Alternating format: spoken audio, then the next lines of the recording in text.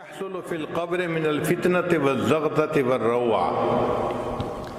انسان جب قبر میں جاتا ہے تو وہاں پہ جو اس کو خوف ملتا ہے فرشتوں کے آنے پر اور زغطۂ قبر پیش آتا ہے، اس پر بھی اللہ گناہ معاف فرما دیتے ہیں۔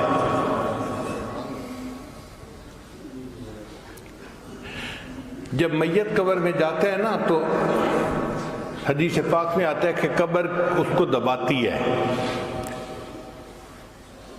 اور یہ دبانا ہر کسی کو پیش آئے گا، یہ نیک کو بھی پیش آئے گا، بد کو بھی پیش آئے گا، ہر کسی کو پیش آئے گا۔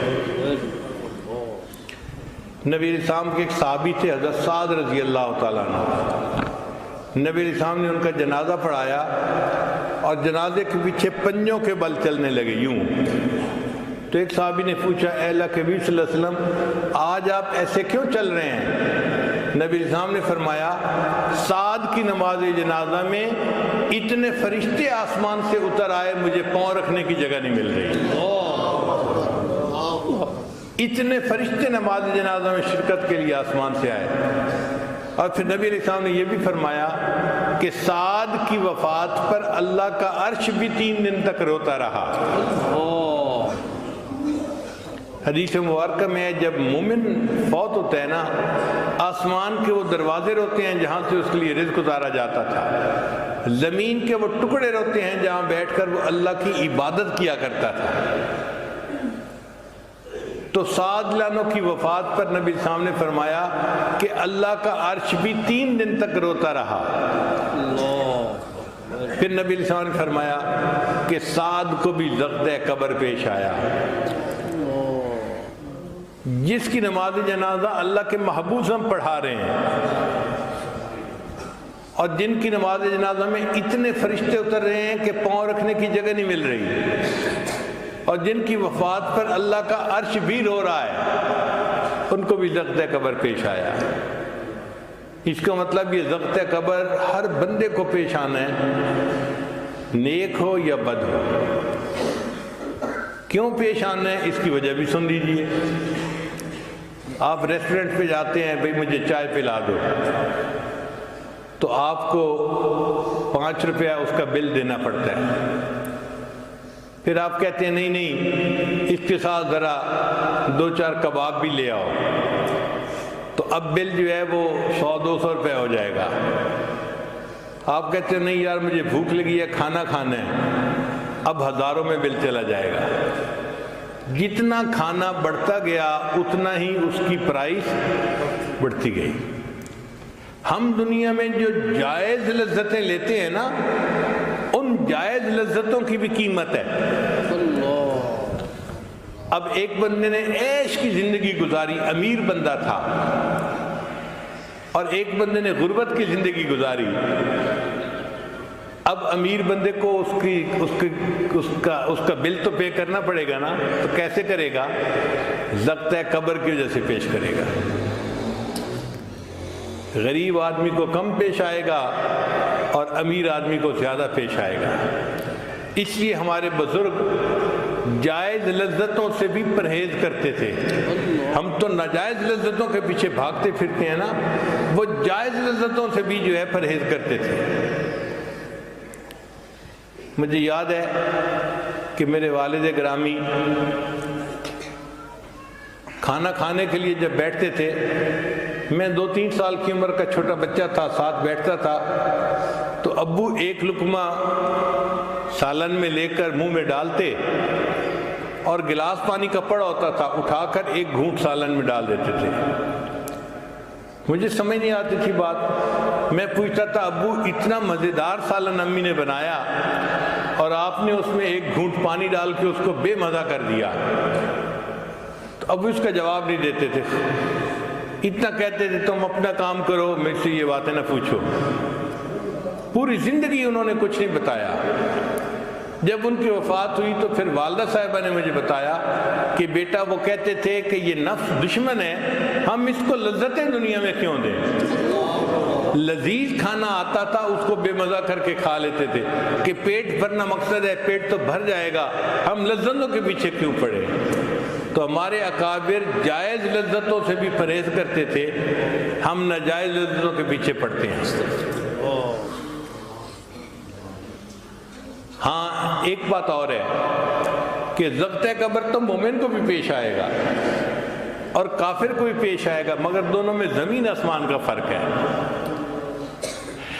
جو کافر کو پیش آئے گا وہ قبر کی دیواریں اس کو دبائیں گی حتیٰ کہ ایک طرف کی پسلیاں دوسری طرف چلی جائیں گی، اس کی ہڈیاں ٹوٹیں گی، اس کو تکلیف ہوگی۔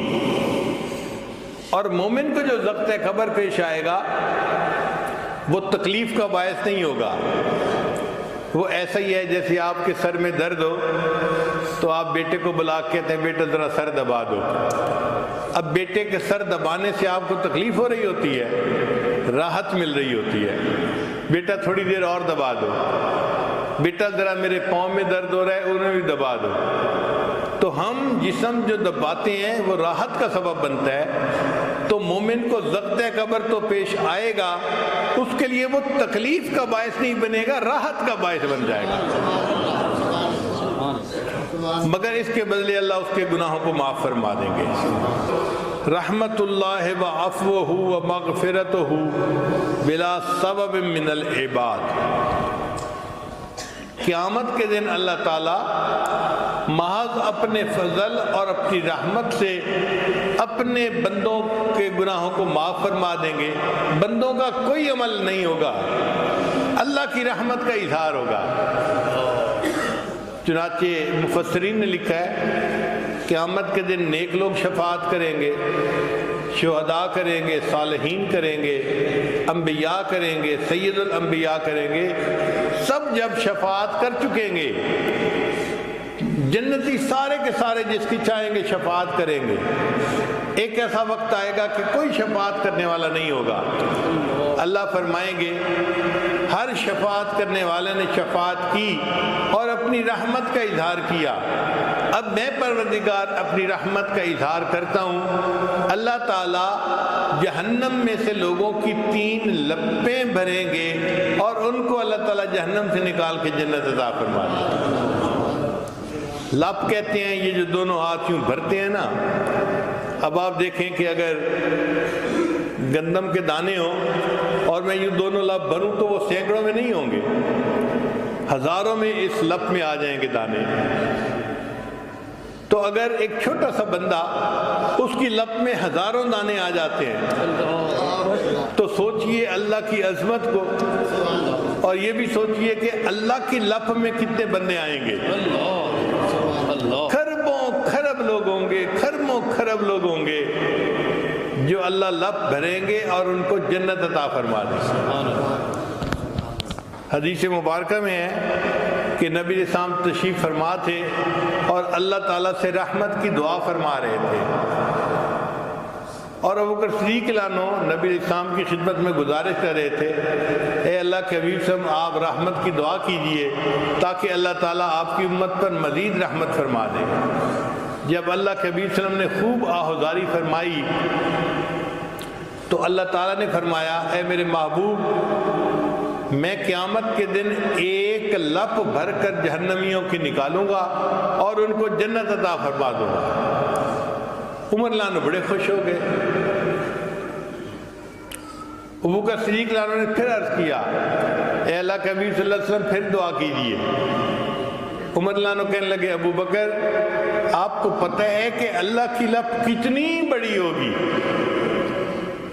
تو ابو صدیق نے جواب دیا عمر اگر اور بھی لوگوں کا فائدہ ہو جاتا ہے تو تمہارا نقصان کیا ہے؟ یہ رحمت کا وقت ہے، اللہ کی رحمت متوجہ ہے، محبوب صلی اللہ علیہ وسلم کو دعا کرنے دو۔ چنانچہ ابو بکر صدیق عنہ کے کہنے پہ نبی اسلام نے اور دعا مانگی، اللہ نے 2 لپیں بھر کر نکالنے کا وعدہ فرما دیا۔ پھر ابو بکر صدیق نے پھر عرض کیا اے اللہ کے وسلم اور دعا مانگیے۔ اللہ نے رحمت فرمائی، وعدہ فرمایا میرے محبوب میں 3 لپیں بھر کر لوگوں کی نکالوں گا اور ان کو جنت عطا کر دوں گا۔ امام غزالی رحمۃ اللہ اپنی کتاب میں اس حدیث پاک کو لکھنے کے بعد کہتے ہیں کہ مجھے اس پہ تو بھروسہ نہیں کہ میں اپنے عملوں کی وجہ سے جنت میں جاؤں، اللہ جن کو آپ اپنی رحمت سے نکالیں گے اور جنت عطا فرمائیں گے مجھے بھی ان میں شامل فرما لینا۔ اللہ ہم پر رحمت فرمائے اور قیامت کے دن اللہ ہمیں فقط اپنی رحمت سے معاف فرمائے اور ہمیں جنت عطا فرمائے۔ وآخر دعوانا ان الحمد للہ رب العالمین۔